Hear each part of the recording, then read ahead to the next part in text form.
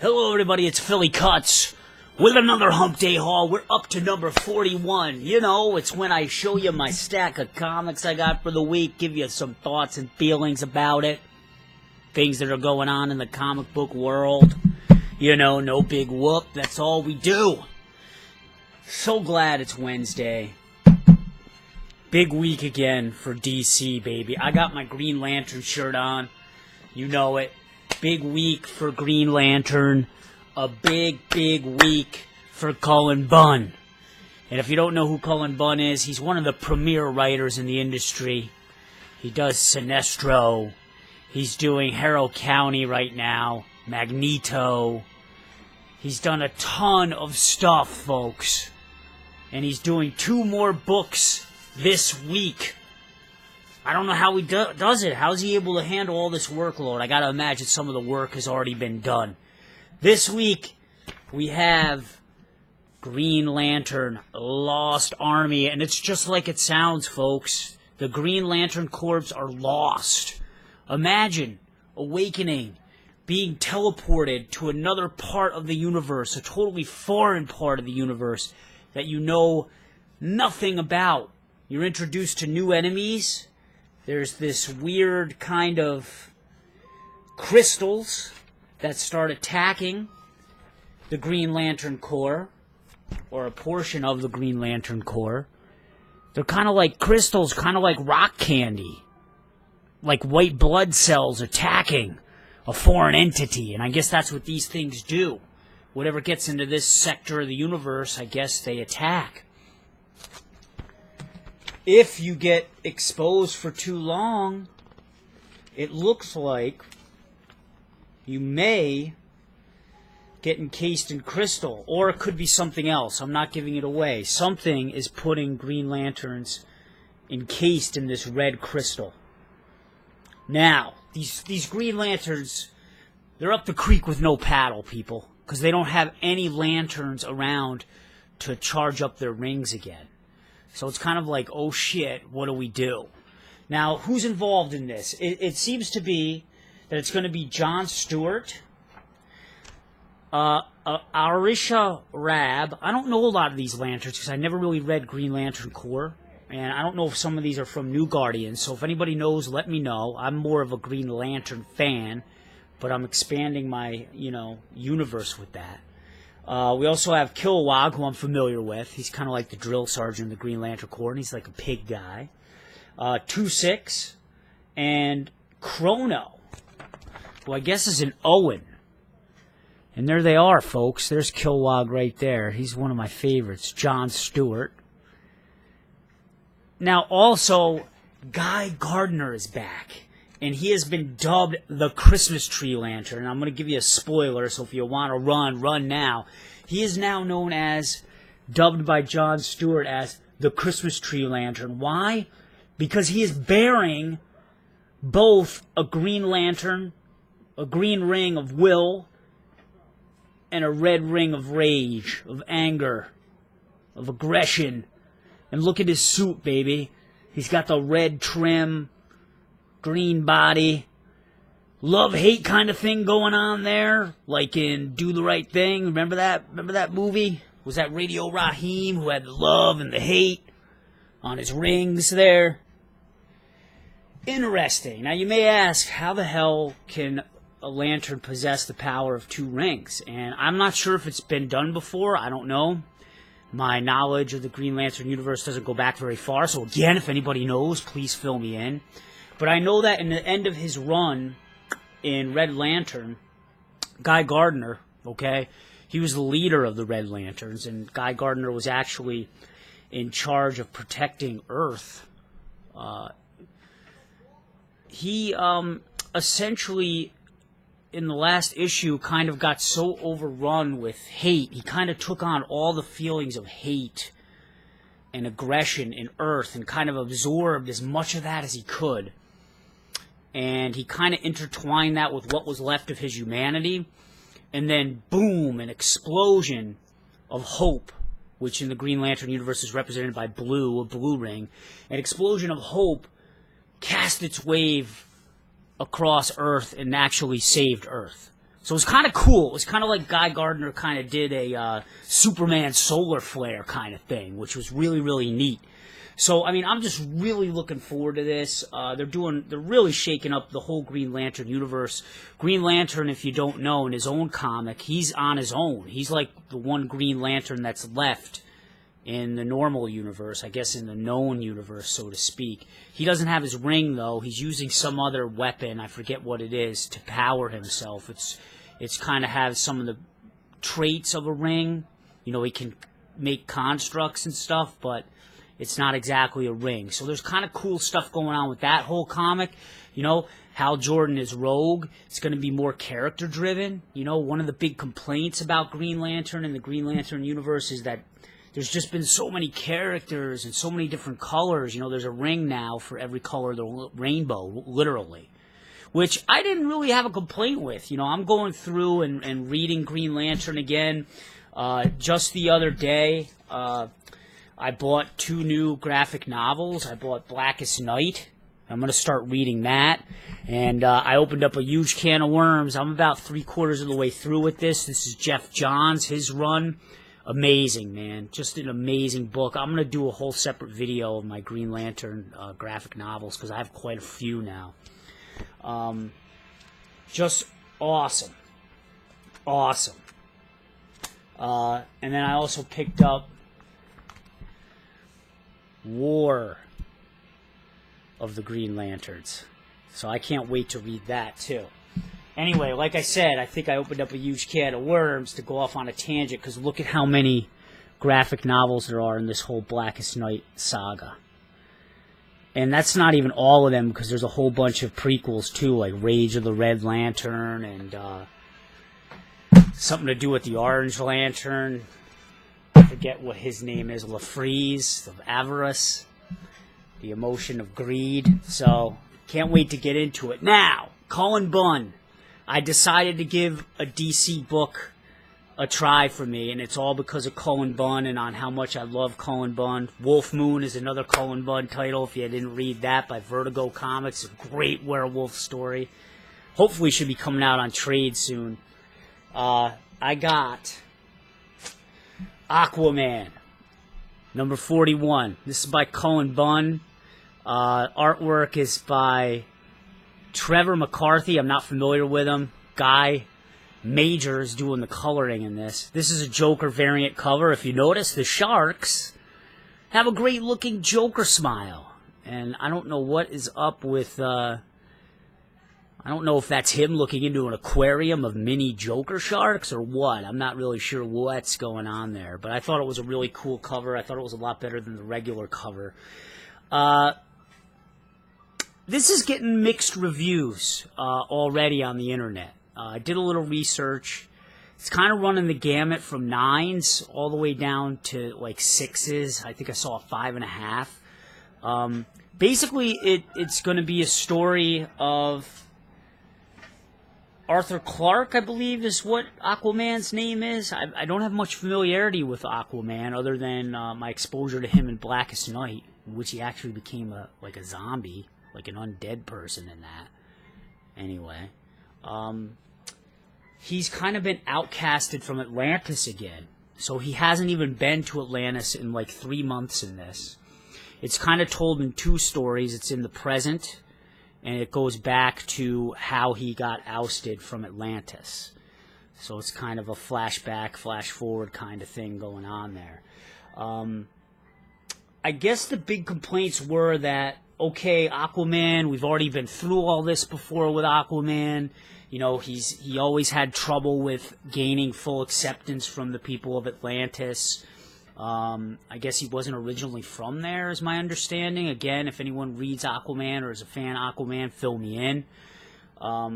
So I guess a lot of people were upset with that.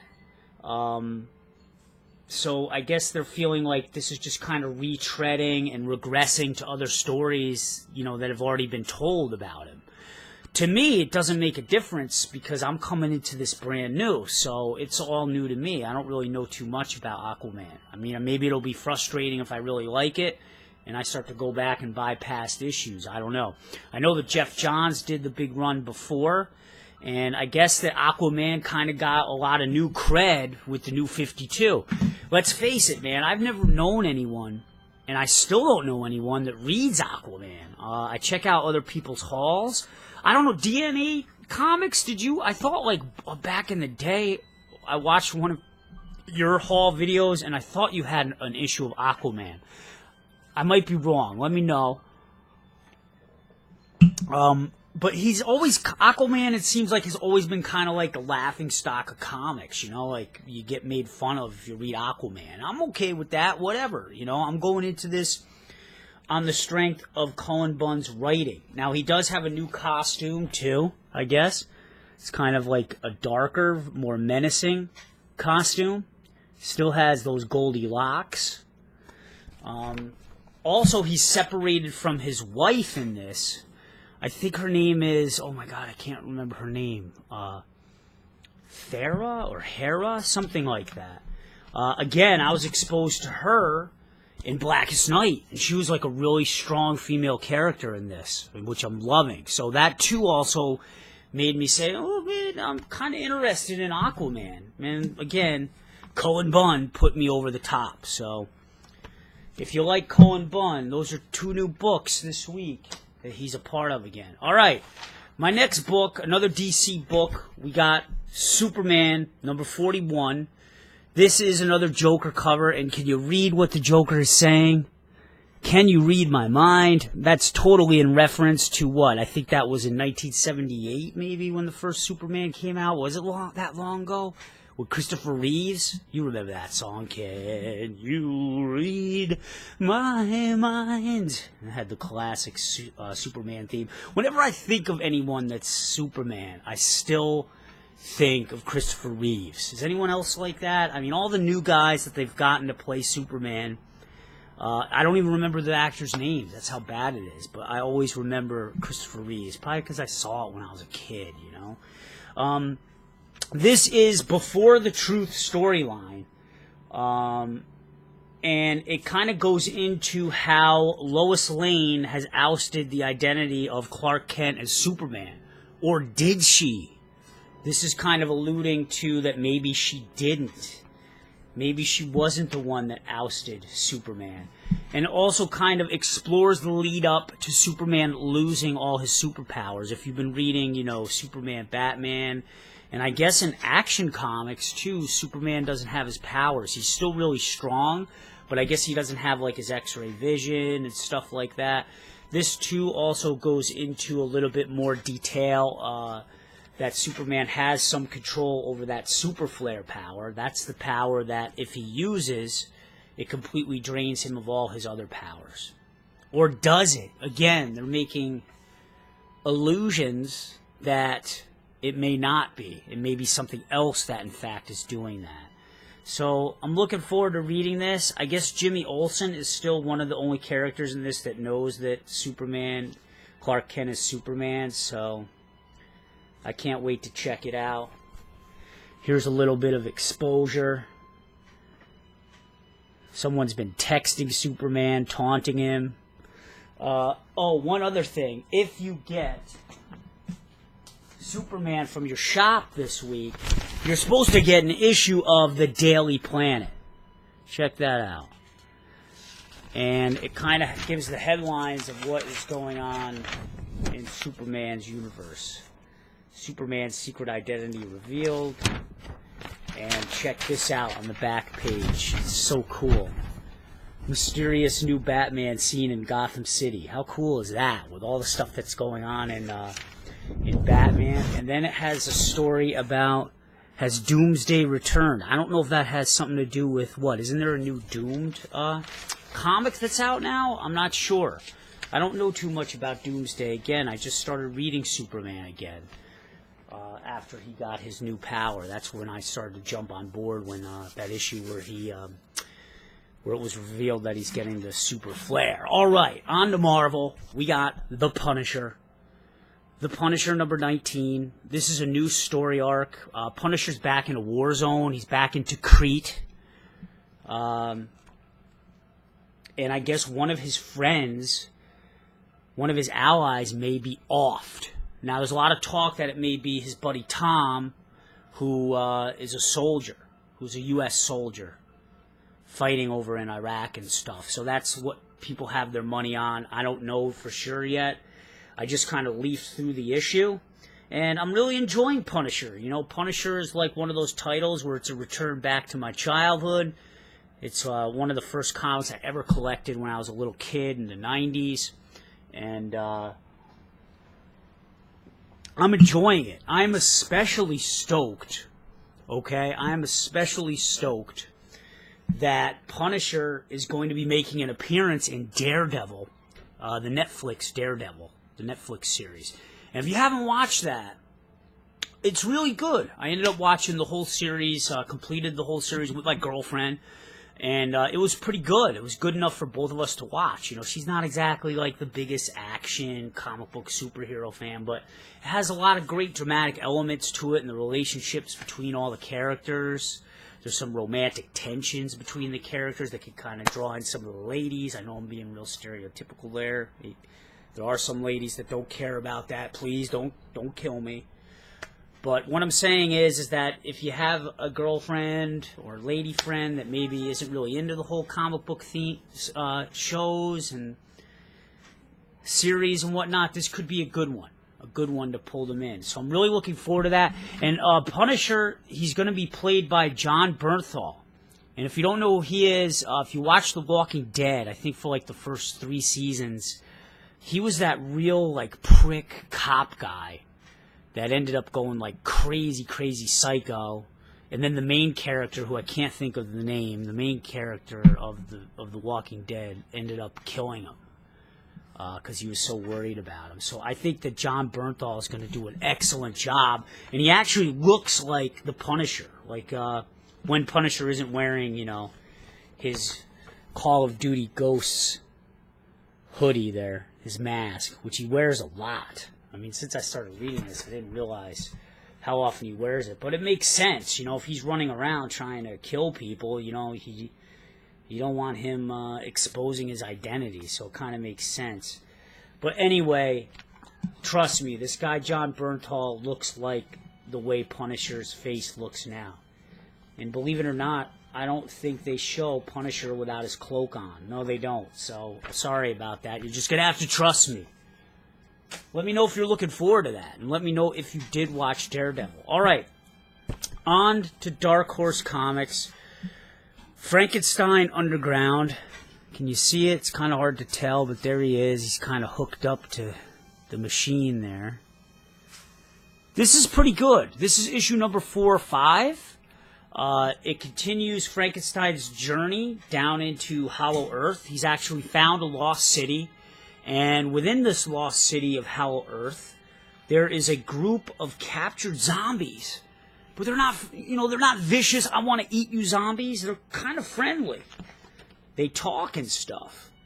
And Frankenstein is there to kind of help them get out of a jam. Really, really cool stuff. You really feel a lot of empathy towards Frankenstein because he's just been beaten and abused, and your heart goes out to him. And, you know, it makes you wonder in life how often somebody could be so easily misunderstood, maybe by the way they look or the way they present themselves, and we just totally will make judgments, you know. I think we're all guilty of that. So, what I'm really pulling from this is, you know, don't judge a book by its cover. Don't judge someone if they keep mummified heads on a shelf. You know what I'm saying? It's not all that bad. Now, there's also some crazy scholar guy who has a doctor, and that's his friend. He is kind of like the overseer of this lost city. And he's like possessed by some sort of demon or something. And he has a huge interest in Hollow Earth. He's like studied Hollow Earth his whole life, and he ended up performing many expeditions to go down into Hollow Earth. And he has a deep, deep interest in Frankenstein. But just a great book, man. If you just like creepy zombie books and creepy crawly creatures, look at that. There's an undead person there. The whole look of the book with Ben Steinbeck doing the art and the impeccable Dave Stewart doing the coloring. I mean, look at Frankenstein's face there. I mean, you can just see the pain and the anguish. And I'm telling you, you're reading this and your heart goes out to him. He's just so tortured, and he doesn't know who he is, he doesn't know what he is, and he's trying to figure that all out. Reminds me of Abe Sapien a bit. You know, that's kind of like a lot of what Mike Mignola is, the writer, too. Creator of Hellboy. That's what a lot of his writing seems to be about, you know. Characters just trying to figure out and discover who they are, you know. And that's something we're all doing. You know, we're all doing that in life. I don't think any of us really know completely who we are, because we're ever evolving, and we're ever learning about ourselves and trying to advance. So that's why I love Mike Mignola and I love his writing so much, because as much as those characters are monsters and are portrayed as monsters, they look like monsters, they're some of the most human characters you're ever going to read about. Alright, a return from Image Comics. This is Rasputin. And this was on a 4-month hiatus. You can actually get the trade now. And there's a lot of Image trades coming out this week. I think they all came out this week. You have Rasputin, issues 1 through 5, for $15. I don't really know why. Because usually when Image releases a trade, the first trade that they release of a series, issue 1 through 4, issue 1 through 5, etc., is usually $10. It's like the introductory price. And then they may go up to like $15, $16. But for some reason, the Rasputin trade, right off the bat, is $15. And the only thing that I could see that was different than the other 2 Image trades which came out, which are Witches, which is huge, by the way. I think it's actually 6 issues in that. Witches trade came out. It's like thick. It is fat. And it's $10. So that's a heads up. And, oh my God, I can't remember the other one. Rumble, which is another excellent. That's a John Arcudi book. Also colored by Dave Stewart, and I can't recall who the artist is. It's like a legendary Hellboy team that's on it. Telling you, both those trades get, and they're both $10. Like, you can't beat it. I love that Image does that. I think they pay great fan service when they do stuff like that. DC, and especially Marvel, not so much. I mean, I think Marvel fucking rapes you on their trades. I look at some of their trades, and it is ridiculous. You'll have, like, the thinnest freaking trade that could be maybe double the size of this book, and it's like $18. So, I mean, order it online. Which kind of sucks, because I support, you know, I want people to support their local comic book shops, you know, keep them going, keep them viable, but you're getting rolled, you know. I mean, I'm rolling myself buying so much floppies, but that's because, you know, I can't wait. I'm impatient, and I like to be up on things. But anyway, those are some great trades that are out. This is written by Alex Grecian, and the artist is Rosmo. I can't remember, Riley Rosmo. Ivan Palencia is the colorist, and they do a great job. For some reason, and I don't know why, it's time shifted to present day, and Rasputin seems to be some sort of political aide. And in the beginning of this, there's a candidate, Harrison. She is about to get assassinated by a sniper in a tree. And, you know, how harrowing is that after what just happened in North Carolina? With the church, you know, the black church, the hate crime, and my heart goes out to those people. Terrible day, terrible day. But Jesus, you know, that was like the first thing I thought of when I opened this up and I saw this panel. I'm like, oh shit, man, this is really like cutting to the heart of current day events, you know. And those are the type of comics that I like, comics that kind of focus on everyday issues. You know, like Green Lantern just had a series.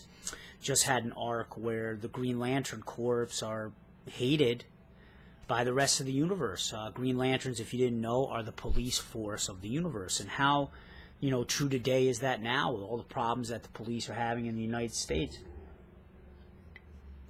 Huge public image problems. So I love comics that can kind of, you know, draw from present day problems and issues. And here's Rasputin, present day. back of a limo, sipping dry martinis. I hope he likes them extra dirty. When I used to drink and get martinis, I used to love them extra dirty with the extra bit of olive juice in there. So salty, but so good. So good. Let me know what your favorite drink was back in the day. So I know some people are watching. I know I make long videos, but people like the format. Also, Rasputin, it shifts back to where the last issue ended, which was on the Galician border, which is in the early 20th century, World War I stuff. I don't want to ruin it for people if they didn't, start reading this, but Rasputin gets in a whole heap of trouble on this battlefield, and I guess it kind of ties up some loose ends. Rasputin has amazing powers. He has amazing powers to heal, and it really gets deeply, deeply into Russian mythology. And yes, it is the famous Rasputin historical figure. The dude that was, like, impossible to kill, the one that they had to, like, poison, shoot with arrows, burn, shoot him in the head, impale him with a sword. I don't remember. They had to do all kinds of shit to kill that guy. He just wouldn't die, folks. All right, and then finally, I got Sons of the Devil, issue number 2. And this is the Brian Bucoletto. He did a lot of work recently on Detective Comics. And the artist, Tony Infante, I'm not really familiar with his work, but I do like the artwork in this. It's very fitting, considering the subject matter. It kind of has this very anxiety-provoking, heavily penciled kind of look, you can see. And there's all kinds of tension going on in here. It's basically about this dude, Travis, who is an orphan, and he has some sort of ties to a satanic cult, or he's learning that he's having ties to a satanic cult. Again, this is another story that does flashbacks, flash forwards. It flashes back to 1989 in Northern California, and it follows this Charles Manson-looking dude. And this dude has like one red eye, one blue eye, and he's like a cult leader, a satanic cult leader. And it kind of goes into detail here. Shows like one of the ceremonies of the cult. This guy is cutting his thumb and then feeding children his blood. And during this time, too, in 1989, there was a lot of kidnappings of kids. So really, really, like, creepy kind of scary stuff. And if anybody knows, back in the 80s, there was always, like, this huge scare about satanic cults. Like, satanic cults were everywhere. That was like the big scary thing, and like heavy metal music was leading to Satanism, and don't let your kids listen to Iron Maiden or Slayer because they're going to turn to the devil. It was a thing in the 80s that people were really, really scared of and frightened of. So it kind of shifts back to that.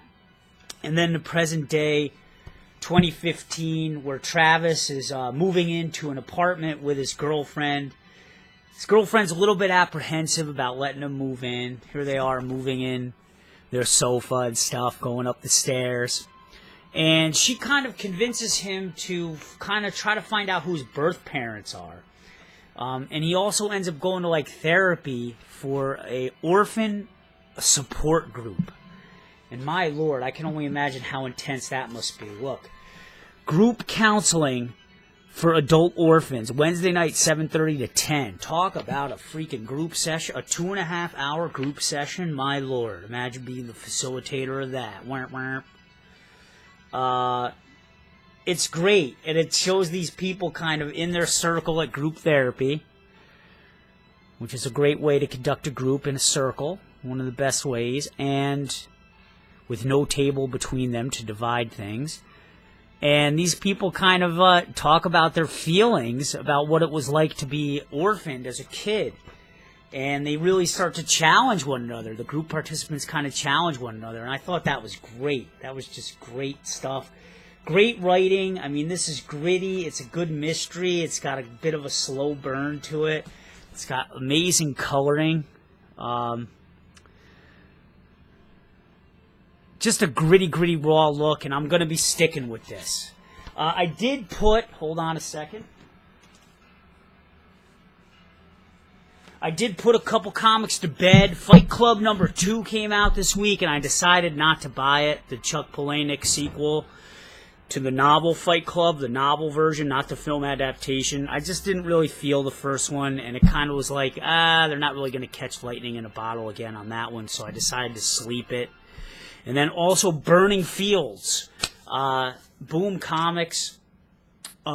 I didn't get it quite simply because my shop didn't have any copies that were in good condition. And I hate to be a jerk like that, but I'm not going to buy damaged comics. You know, let me damage them. Let me wreck them. Let me put the creases in the binding when I'm reading them. You know what I'm saying? It's kind of like, don't make fun of my brother, man. I can make fun of it, but you can't. You know, like that kind of thing. Like, I want to be the one that damages the stuff. Not have it already damaged, all right? Maybe I'm being a baby or whatever, but I don't know. And it's a Boom comic, too. Usually Image comics, for some reason, that I find to be the ones that you really got to look for and look out for damages, like rips, not even on the binding, but rips here. I don't know if it's because of the twist ties that they use sometimes to bundle the comics. Mugs them or destroys them. Again, let me be the one to damage my comics, all right? All right, dudes, that's been another Hump Day Haul, number 41. Let me know what new DC books you're getting. Let me know what books in general you are getting. And if you have any suggestions for the show, let me know, please. I appreciate all your feedback and comments. And maybe I'll do a shout-out video next week. All right, guys, have a great day. Happy reading. Peace. Shut it off.